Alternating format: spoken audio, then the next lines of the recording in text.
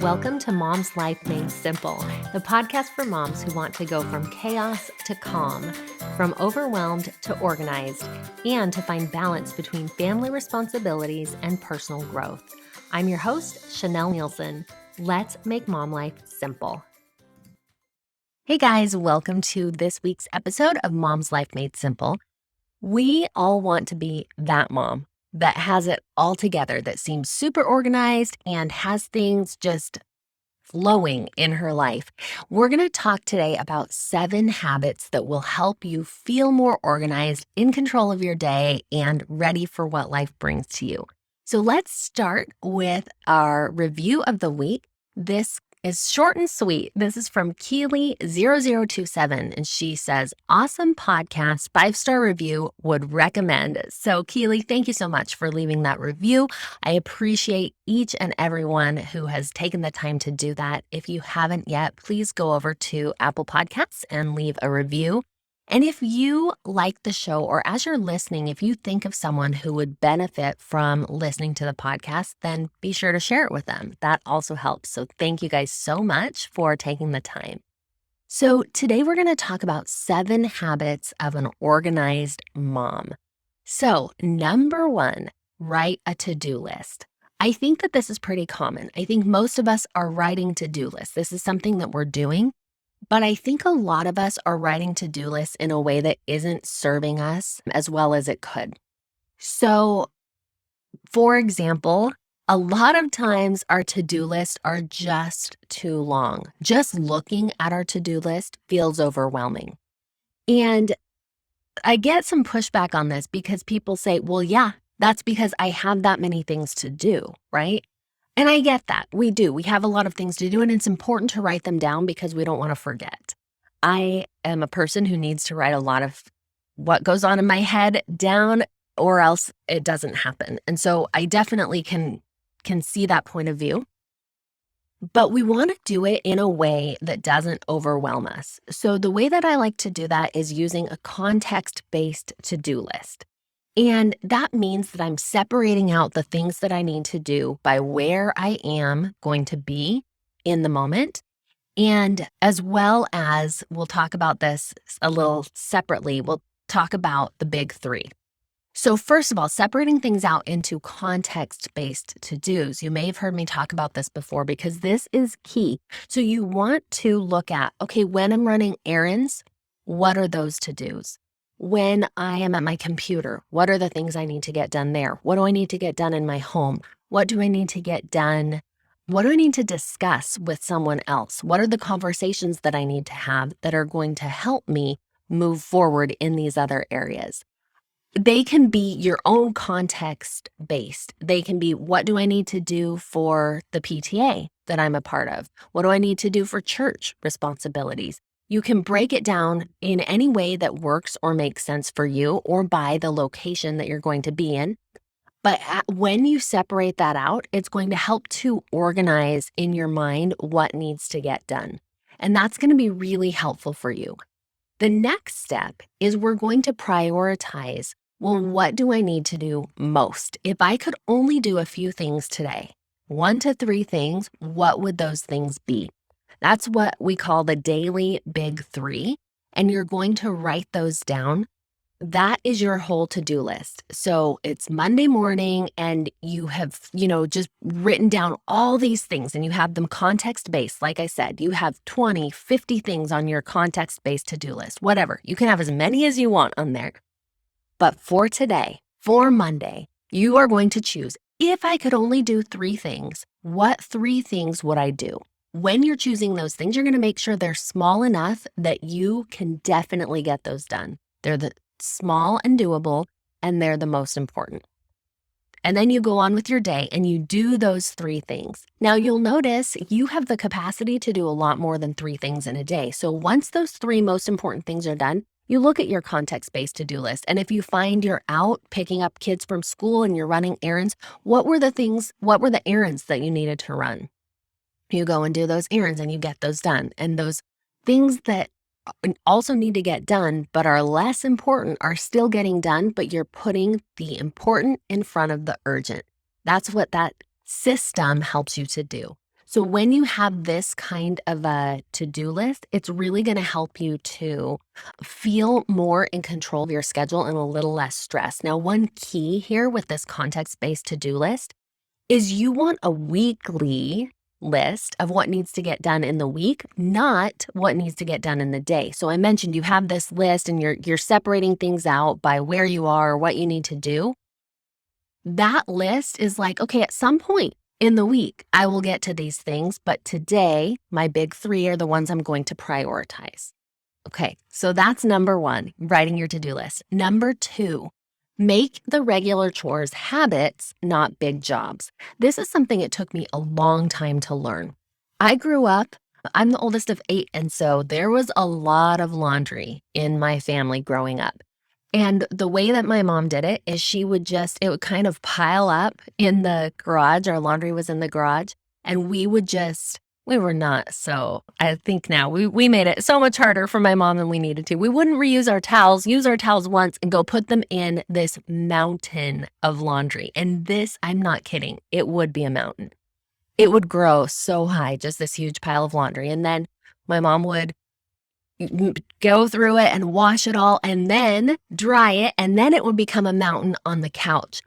And we would watch movies, West Side Story and Gone with the Wind, while we folded this mountain of laundry, or while my mom folded and we watched the movies. But it was a big job. This laundry was a laundry mountain. I did my chores like that for a really long time. Dishes would become a pile of dishes, and I would look at this pile of dishes in the sink, and it just seemed so hard. It takes a lot of motivation to want to go do the dishes or this huge pile of laundry or these huge things. And so what I'm suggesting here is that these regular things that are going to keep coming up day after day, you make them habits instead of big jobs. So that means dishes and laundry and tidying up, those aren't going anywhere. Those are part of your family life, and they will be forever.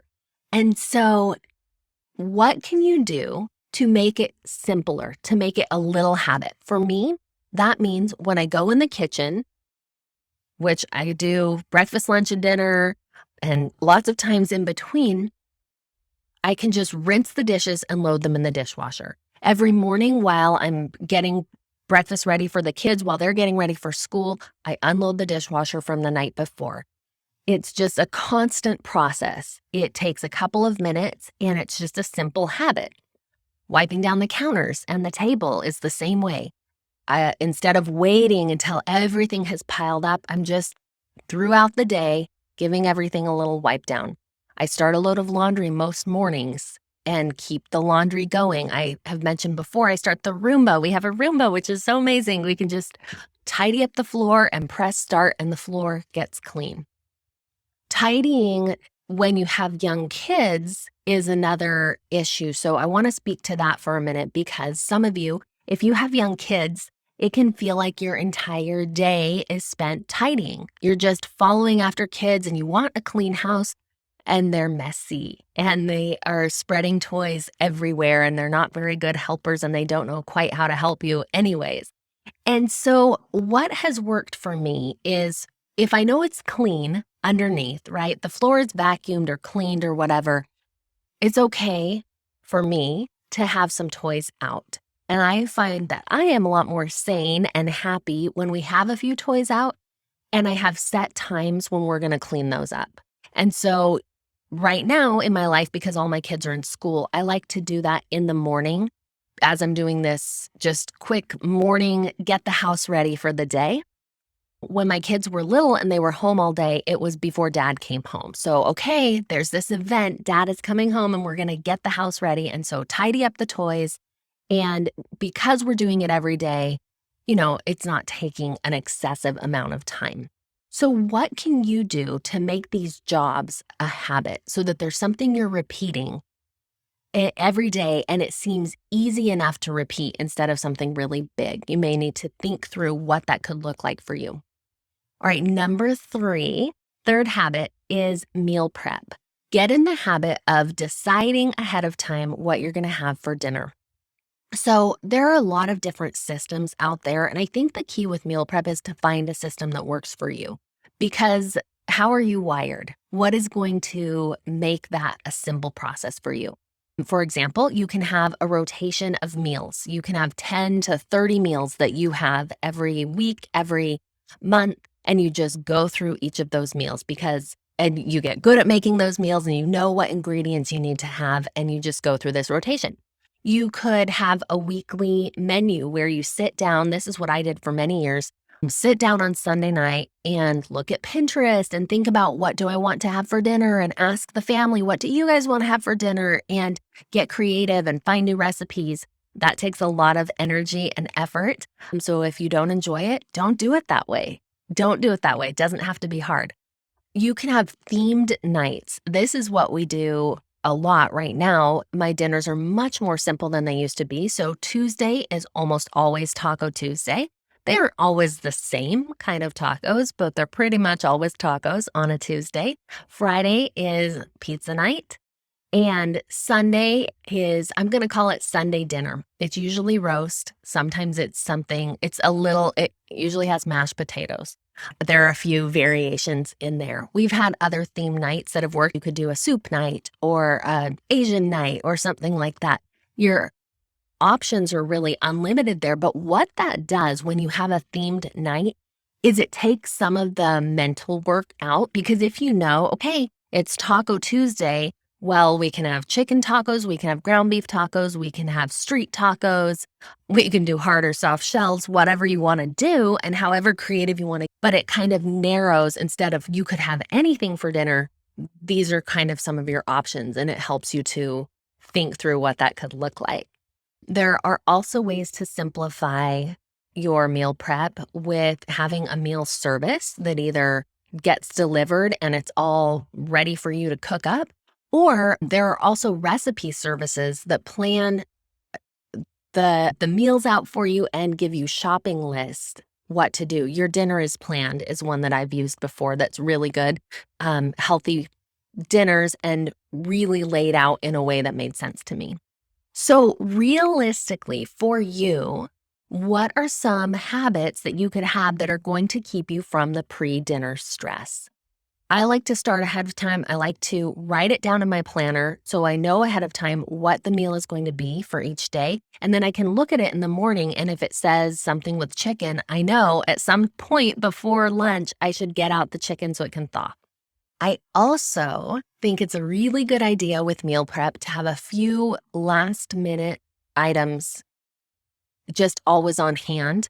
So what those are for me, I like sauces like the Costco tikka masala sauce. If that's just in my pantry, then I can chop some chicken, I can cook some rice, and we're good to go last minute. Even if I didn't thaw the chicken, right? That's what the microwave is for. So something like that, or taco soup. I don't know if that's a recipe that you're familiar with, but it's a bunch of cans of stuff. So you just dump some cans in. Voila, it's dinner. Breakfast for dinner is one we're probably all familiar with that just comes together really quick. Those kind of things that are quick and last minute, write them down. Like, okay, here are some things that I usually have ingredients for, or here are some things that I'm going to buy and stock my pantry with so that in the event that I didn't plan ahead, this is my last minute dinner, and it becomes a much easier and simpler process for you because you did prep. Really, you prepped way ahead of time and it's there when you need it. Number 4, wake up before your kids. You've heard me say this before, have a morning routine. When you have a morning routine and you wake up before your kids, it allows you to get ready before they start needing stuff from you. And this can mean a lot of different things. It can mean you get ready, like you take a shower and you do your hair and you're getting ready physically. It can mean you get ready mentally. And that's how I use my morning routine time. I get myself, my soul ready to handle everything that's going to happen throughout the day. I don't take a shower. I don't get dressed before my kids get up, but I have done things that I know are important for me to show up the way I want to show up. And so I am ready for them to get up. If you are currently not waking up before your kids, then start small. Make it a habit of getting up 10 minutes before your kids and ask yourself, what do I need in those 10 minutes? Do I need a shower? Do I need to get dressed? Do I need to meditate? Do I need yoga? What is it that you're not getting throughout the rest of your day? And I heard you. I heard someone just think, sleep. I'm not getting sleep. I want to sleep in those 10 minutes. The truth is, yes, go to bed earlier if you can, get your sleep or take a nap later. But that 10 minutes, you're not going to feel a lot of difference from 10 minutes more in bed. And you will feel a difference from taking the time to get ready. So, wake up before your kids is number 4. Number 5, declutter. The less you have to worry about, the less you have to worry about, right? The less things that you have, you're going to decrease immediately by getting rid of some of your stuff. You are going to decrease your stress. When you make do with less, you're going to have less stress. You're going to have less to organize. You're going to have less to clean. You're going to have less to lose. The other day, I was looking for shoes for my 5-year-old, and I realized he has 5 pairs of shoes. We've had people give him shoes, and he got a couple at garage sales. And anyways, you would think, oh, that's so great to have so many shoes. But what I've found is when you have that many shoes, they all get lost. When you have 1 or 2 pairs, which is what we usually do around here, we always know where they are because we have to know where they are. And so we take a little better care of those shoes. And it actually is less stress for me to have less pairs of shoes. If tidying up, if you find yourself constantly picking up toys or picking up the same things, it might be time for sitting down and really going through your stuff and decluttering and getting rid of things that aren't enhancing your life and in fact are making it more stressful and giving you more to do. It is so much harder to be organized when you have more stuff. It just is. Even if you're in a very large space, having less is going to really improve the organization that you have. And I'll say, I know there can be an attachment to some of your stuff. And so if it's hard to get rid of your stuff, then I would say start small by boxing up your stuff. Put it in a box and see if you need it.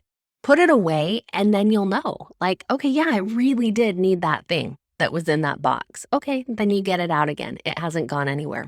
I actually do this with my clothes. I have seasonal wardrobes, and so I get out one for the hot weather and one for the cold weather, which is pretty much the only weather we have here. Cool weather and hot weather. Doesn't even get very cold, but there's no like fall or spring. Anyways, I put my seasonal clothes away, and some of them, maybe I didn't wear them that much that season, but I put it away, and after it's been away for several months, when I get it back out again, I'm like, man, I'm not excited to see that old shirt again. And then I know it's time to get rid of it rather than hang it in my closet for a whole nother season. And so just putting it in a box and having some space can allow you to be a little less connected to that item. All right, number 6 is delegate. Who else can do this thing that I'm doing? I've used a lot of carpools over the years. I love carpools so that I'm not getting in the car, getting everyone ready, driving everywhere, but only getting in the car once a day instead of twice a day for the middle school drop-off. Meal services, I mentioned earlier, are another way that you can delegate to others. That one has a little financial cost to it, or other delivery services. Amazon, as we know, I'm sure you guys use it already, but have you ever thought that you're delegating some of your shopping duties to them, often at a similar cost? And there are other places you can shop from online. Save yourself some trips and delegate that driving around to the delivery people. Another thing to think about with delegation is, am I taking on others' responsibilities? My kids from a young age have packed their own lunch for school because it's their lunch. And so it takes a little bit in the beginning to train them of how to pack a lunch and for them to teach me, here's what I want you to have on hand so that I can pack my lunch. But letting them do that and letting them take ownership is really powerful as a parenting move, but also It's allowing our kids to take on their own responsibilities. Kids' laundry is something that they can also take responsibility for. Are we letting our kids get dressed on their own rather than laying out their clothes and doing all those things for them? I mean, at a certain age, right? When they're really little, we're going to be doing those things. But are we holding on to those responsibilities past the age when they can do it? And it's really their job to do. What are some things that you're doing for your family that maybe they could step in and do for themselves? When my husband and I moved to our house, in our old house, we shared a closet. We had a big walk-in closet. And in this house, we have two separate closets, his and hers closets. And so what happened with that was we had laundry baskets in our old closet, and we would separate out whites and colors and towels. And in this house, my husband ended up with two laundry baskets. I ended up with one. We owned three. And anyways, that's just how it fit. And I noticed that I didn't know when it was time to do his laundry, and he noticed that he could do his own laundry, which is fantastic. He had helped here and there with the laundry before. He's a good helper, but that was primarily my responsibility. And now he washes his clothes and I wash my clothes. And that is nothing I ever would have thought of before because we just shared a laundry basket. But it's been amazing. Maybe that's not an answer for you, but are there things that you're doing that could be delegated? Ponder that, and it'll be a different answer for everyone. When you delegate the appropriate things, you're going to be able to be more organized in your circle of influence. And finally, number 7, build rest and recover time into your day. If you listened to the podcast last week, I talked about the importance of play. And that's where this comes in. You can be more organized if you take the time to play because you're going to find more joy. You are going to have things that you're looking forward to. And because of that, you're going to be able to crank things out on your list a little bit faster and with a little more motivation because you're enjoying your life. So ask yourself, in my day, and this is something I actually like to journal in the mornings, today I'm excited to what? Where is the joy in your day? What are you looking forward to? What are you going to do today to play and to rest and to have this time? When you take those time outs, instead of being a machine that's just going through all the things you need to do, you are going to actually get more done and do it more joyfully. So these are the 7 habits. Just a quick recap. 7 habits of an organized mom. Write a to-do list. Make the regular chores habits, not big jobs. Meal prep. Wake up before your kids. Declutter, delegate, build rest and recover time into your day.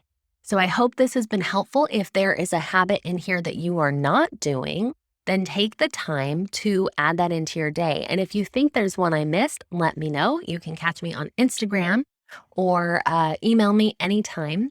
And if you haven't already, make sure that you get my morning routine checklist. This is going to help you with number 4, to wake up before your kids and to start a powerful morning routine. So you can get that at chanelnielsen.com/mornings. I will see you next week. Bye. Thanks for listening to Mom's Life Made Simple. Need some help making your mom life simple? I offer group coaching programs using my 4-step method called the Mom's Method. This is a process of manifestation, organization, mobilization, and simplification that will give you the balance, progress, and joy you're looking for. Visit chanelnielsen.com or find me on Instagram or Facebook at Chanel Nielsen Coaching. I love to hear from you. Reach out with your questions, your feedback, and let me know how I can help make your mom life simple.